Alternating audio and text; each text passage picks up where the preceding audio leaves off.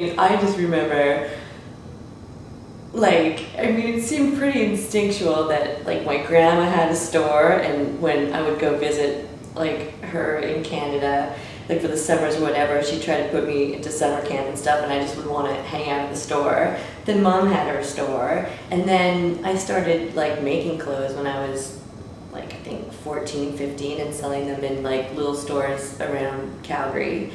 And Really? yeah, and working for, like, other cool sort of, what was sort of like young designer communal spaces.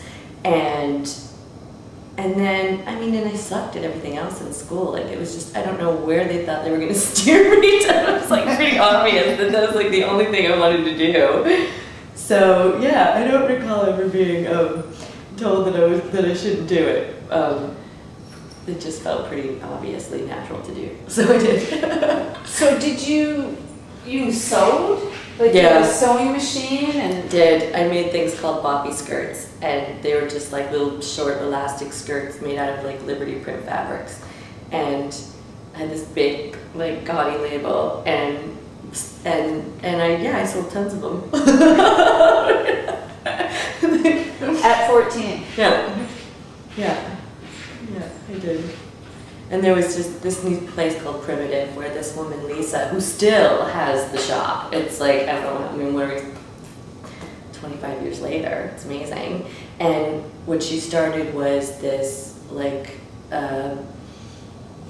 it was basically like a young designer co-op. So everybody had to, like, all the designers that were in the shop had to contribute a day, I think, to working the shop. And I was their, like, part-time person when nobody else wanted to work. Or, like, I worked Sundays. And then she let me carry my stuff in the shop, and yeah, and that was just sort of, like, my first foray. And then I got confident, so I went around to shops and tried to sell it and stuff, and I think I did a little bit. It was fun, yeah. And then off to fashion school I went. So, how old were you when you went to fashion school? I mean, I was 17, 17, yeah. So right after high school, I went to New York. And now, wow. Now when I think about it, it's like, from Calgary, like, whoa. Do you remember what that whole thing felt like? I was paralyzed with fear, actually. I remember it's like, I haven't felt that way since. Versions of it maybe, but you know when you just when you do something that's so over your head that the only thing you can do is just sort of like get through. Like, I remember I wasn't really eating, like I didn't really know, like, you know, like it was just sort of, I landed, and in retrospect, Mom and I always laugh because like everybody else who went to college, you know, their parents came along with them or whatever, and I just like went by myself with my big knapsack and like showed up at the dorm and, you know, was like, I hope my roommate's cool because she's most likely going to be my first friend. And I mean, like, I can see now that, like, I mean, it's just been this step. Like, you know, started my work, started selling it, so that gives you confidence. Then I opened a store, and then What was that like? That was awesome. That was, I mean, it's, because of all this history I had from my family in retail, I just, like, it really was ingrained in me. So I kind of, the whole concept of customer service and how to make that whole that whole environment pleasant and fun. I mean, that's what I grew up in. So I knew it was easy.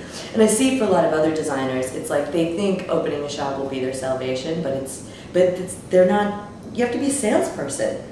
And that's a whole other person than being a creative or a designer, you know?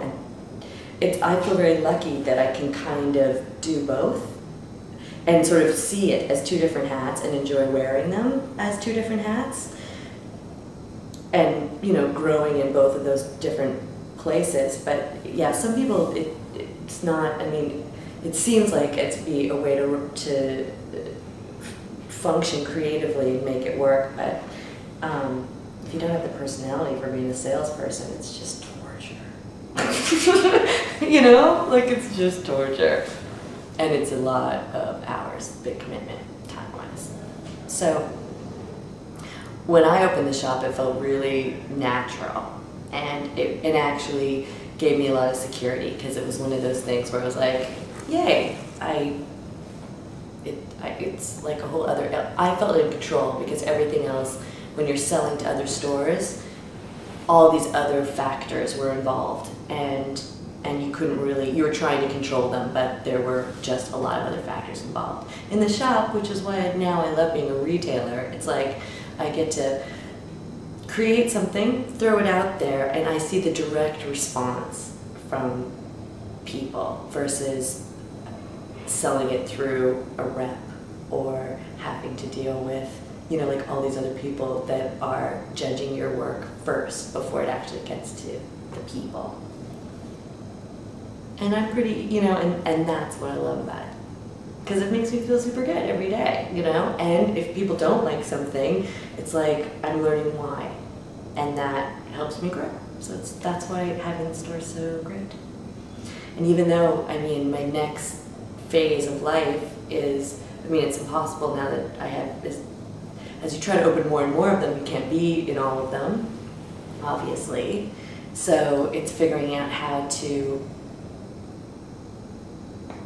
still have that personal connection, but not actually physically being in every space, because you can't be.